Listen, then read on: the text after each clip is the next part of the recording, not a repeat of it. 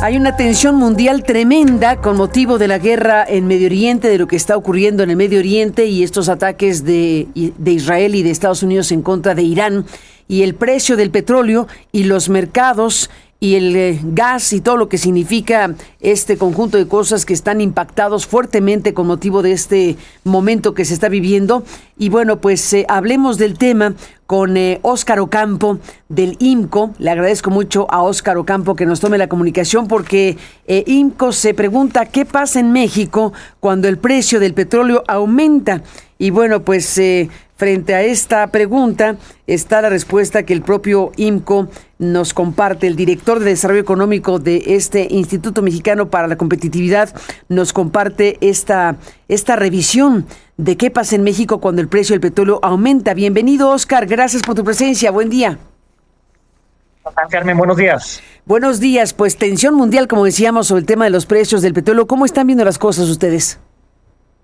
La tensión mundial y una serie de implicaciones por todos lados, ¿no? Y en el INCO, precisamente como mencionabas, nos hicimos la pregunta de, bueno, en México, ¿cuál es la implicación, no? Porque como platicábamos la semana pasada, no somos un país petrolero, pero al mismo tiempo somos un importador neto de combustibles, un consumidor muy grande de gasolinas, y nos dimos a la tarea conforme progresaba y conforme la expectativa de una guerra larga crecía, nos dimos a la tarea de ver cuál es el impacto de finanzas públicas, ¿no? Que es un poco lo que nos compete en el INCO, y volteamos a ver el escenario, digamos, comparable más reciente, que es la invasión de Rusia a Ucrania en febrero de 2022, que aunque fue un choque menor en el sentido que estamos hablando de menos barriles de petróleo en juego, por ponerlo en términos muy llanos, ¿no? Aquí en aquel momento eran 3 millones que exportaba Rusia, ahora estamos hablando de 1 de cada 5 barriles que se consumen en el mundo, pero igual nos daba una aproximación interesante en tema de precios, ¿no? Porque estamos hoy en un rango similar al que estuvimos en 2022, quizá todavía un poco más bajo, ¿no? En $88 por barril, el dato más reciente de la mezcla mexicana de exportación. Y suponiendo que, esto es un supuesto aventurado, ¿no? Dado que no sabemos cuánto va a durar esta guerra ni cómo va a evolucionar el conflicto, suponiendo que ese fuera el precio promedio al cierre del año, ¿cómo nos pega en las finanzas públicas, no? Hacienda tiene su estimado de por cada dólar que sube el precio del petróleo por encima de lo programado en los criterios generales de política económica que publica año con año la Secretaría de Hacienda, que en este caso estamos hablando de $54 por barril, casi $55 por barril. El Estado mexicano recibe 11.6 mil millones de dólares en excedentes petroleros, ya llamémoslo así, ¿no? Así es que si el precio del petróleo cerrara en $90, como lo hizo en 2022 y como está hoy por hoy, 88, ¿no? Que es cercano a los 90, estamos hablando de un excedente petrolero de más de 400 mil millones de pesos, ¿no? Estamos hablando de 406 mil millones de pesos en ingresos adicionales, porque hasta ahí vamos muy bien. Pero al mismo tiempo, dado que tenemos un mercado de combustibles, ¿no? ¿Qué sucede desde el ángulo de los combustibles, ¿no? Que es la parte más delicada, ¿no? Porque seguimos siendo un país petrolero, pero la realidad es que cada vez lo somos menos, ¿no? Y consumidores de combustibles somos y seguiremos siendo, y cada vez somos más grandes, ¿no? Y ahí es donde se pone complicada la cosa para la Secretaría de Hacienda, porque ahí tienes que decidir entre dos males. Estás entre la espada y la pared, porque por una parte puedes decidir, ¿sabes qué? No voy a dar estímulos o no voy a ir más allá de cierto umbral de estímulos fiscales para el IEPS y voy a dejar que el sistema de mercado funcione y la gasolina llegue al precio que tenga que llegar. Bueno, eso inflacionariamente, y si vemos el dato de inflación por encima de 4%, es un problema, ¿no? Y políticamente es nuclear. Pero al mismo tiempo el costo de los estímulos, ¿no? O en caso, por ejemplo, en 2022, que se fue más allá del estímulo del 100% del IEPS, ¿no? Incluso se implementaron estímulos complementarios contra el ISR de las gasolineras, por ejemplo. No, el costo fue de casi 400 mil millones de pesos en 2022, ¿no? Así es que prácticamente el excedente que ganaste por una parte, que en 2022 fueron 395 mil millones de dólares, de pesos, lo perdiste por la otra parte. Tu gasto fueron 394 mil millones de pesos, ¿no? Y eso se podría repetir en este momento. La respuesta es sí, ¿no? Si se extiende el conflicto, ese sería el escenario. Ya nos adelantó el gobierno que planean controlar el alza en los precios de la gasolina con el instrumento del IEPS, Y esto tiene dos capas de complejidad adicionales a 2022. La primera es el pacto entre el gobierno y los empresarios gasolineros de no elevar más de 24 pesos por litro el precio de la gasolina regular. Y la segunda es la posición financiera del gobierno, ¿no? Porque en 2022 no teníamos el déficit y el reto de consolidación fiscal que sí tenemos en 2026, ¿no? De cerrar con un déficit en su expresión más amplia de 4.1%, ¿no? Así es que estamos en una situación similar a 2022, pero con un par de complejidades adicionales, ¿no? Pero no, todo esto dependerá al final del día de si se extiende o no esta guerra, cosa que hoy por hoy las cosas que nadie sabe, ¿no? Lo último que escuchamos del secretario de Defensa de Estados Unidos es que de 3 a 8 semanas, pero no puedo decir si estamos al inicio, en medio o hacia el final de la guerra, así es que la realidad es que la suerte está en el aire en este momento. Sí, totalmente. Han sido, bueno, desde luego es dificilísimo poder decir la semana que entra terminamos, aunque Donald Trump lanzó ayer que pronto terminará, ¿no? Y eso impactó de manera importante en los mercados. La declaración de Trump respecto a que estaría cerca el fin de la guerra, aunque otras señales no dicen eso. Así es, y al final del día, ¿por qué declara eso el día de ayer el presidente Trump? Por el golpe en materia de precios, ¿no? Sí. Los precios de los combustibles en Estados Unidos ya están de 17% arriba de lo que estaban el 28 de febrero.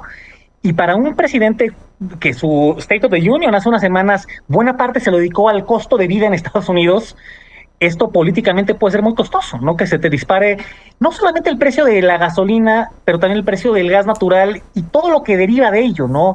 El costo de fertilizantes, que también te impacta la producción agropecuaria, o sea, todo esto tiene un efecto mariposa, ¿no? Que te puede pegar en la inflación por muchos lados, y eso al presidente de Estados Unidos, no, por supuesto, lo entiende perfectamente, y es hasta cierto punto una contención, ¿no? Eso explica en buena medida su declaración del día de ayer, y que hoy tengamos precios en el rango de los 90, ¿no? Los futuros del WTI, cuando el fin de semana llegamos a $116 por barril. Ni más ni menos, sí, $116 por barril, y después con las declaraciones de Trump bajó, ¿no? O sea, sí tiene efecto inmediato. Es tan volátil todo, es tan montaña rusa todo, que una declaración puede impactar de manera inmediata. Así es, bueno, una declaración del hombre que tiene mayor injerencia sobre esto, ¿no? Y en un momento que los mercados están a la expectativa de cualquier cosa, ¿no? Y van a sobrereaccionar con cualquier cosa, ya sea positiva o negativamente. Ni más ni menos. Estamos viendo aquí nuestra nota en Aristegui Noticias. Gas y petróleo caen, bolsas suben tras declaraciones de Trump sobre Irán, y estamos, bueno, siguiendo de cerca estos datos y estos números. El precio del gas natural abrió la sesión de este martes con una fuerte caída superior al 15% hasta los 47 euros por megavatio. En este contexto, pues, de expectativa entre los inversionistas, después de que Donald Trump asegurara que la guerra con Irán podría terminar pronto, a las 8:15 horas, el precio del gas natural para entrega en un mes del mercado de Países Bajos, en referencia de Europa, se hundía el 15.16 hasta 47.8 euros. Esto en Europa. La pasada sesión el gas natural cerró con una fuerte subida de 5.6, aunque en la apertura llegó a dispararse en 30%. El gas acumula una revalorización del en torno del 70%. Es una locura, ¿no? Sub y baja. Es un sub y baja, ¿no? A ver, el día de ayer empezamos con una caída brutal en los mercados asiáticos, sí, ¿no? Y las bolsas europeas empezaron cayendo, hacia el cierre se recuperan, ¿no? Y al final las bolsas en Estados Unidos acaban con ganancias, ¿no? Esto es un sub y baja, es algo que estamos viendo en tiempo real, ¿no? Y esta volatilidad hay que acostumbrarnos a ella, porque si dura 3 semanas u 8 semanas, nos va a acompañar todos los días. Y para el caso mexicano, que estamos en esta misma montaña rusa, pero tenemos nuestra circunstancia particular porque somos un país que tiene petróleo, y que los precios del petróleo altos teóricamente nos beneficiarían, pero también nos afectarían de otra manera por el consumo de combustible y de gasolina y todo lo que implica en los claroscuros para México. ¿El balance en qué queda? En un país como México el balance es negativo, ¿no? Más allá de los excedentes que puedas recibir. Por una parte, por el riesgo que tienes de inflacionario, ¿no? La parte de los combustibles, y más allá de eso, ya más en la perspectiva macro, al final esta volatilidad no es buena para los países emergentes, ¿no? Como México. Al final la gente busca, o los inversionistas buscan refugiarse en activos seguros, ¿no? Antes te vas por bonos del Tesoro de Estados Unidos o por metales preciosos que por apostarle a México, ¿no? O sea, esa es la realidad de cómo le pegan estos conflictos a las economías emergentes, ¿no? Así que por esa vía tienes un impacto negativo, ¿no? Vemos cómo se ha depreciado el peso estos días, ¿no? Seguimos por debajo de los 18 pesos por dólar, pero igual hemos visto un deterioro del tipo de cambio. Y en términos generales, por ejemplo, en tema de inflación, ¿no? De temas de incremento de todo lo que un incremento en el precio del gas te conlleva, ¿no? Como te decía hace rato, de fertilizantes, ¿no? Que es algo que sucedió en 2022 durante la invasión de Ucrania. Te incrementan los fertilizantes y eso tiene un impacto en la producción agropecuaria, no tiene un impacto en el costo de los granos, tiene un impacto en el costo de bienes que al final acaba por pegarte en la inflación, ¿no? Así es que, digamos, en la vía directa, ¿no? Que es cuánto entra adicional y cuánto sale, te diría que es marginalmente negativo. Y ya en la vía indirecta, la realidad es que es un escenario negativo para México y para cualquier economía en condiciones similares. Pues en eso estamos, desde luego, Óscar Ocampo, siguiendo de cerca todo este panorama, y te apreciamos mucho como director de Desarrollo Económico del INCO, que estés aquí para analizar todo este panorama. Gracias por tu presencia y seguimos en contacto. Buen día. Encantado, Carmen. Buen día. Buen día. Gracias, Óscar Ocampo, por esta presencia tuya.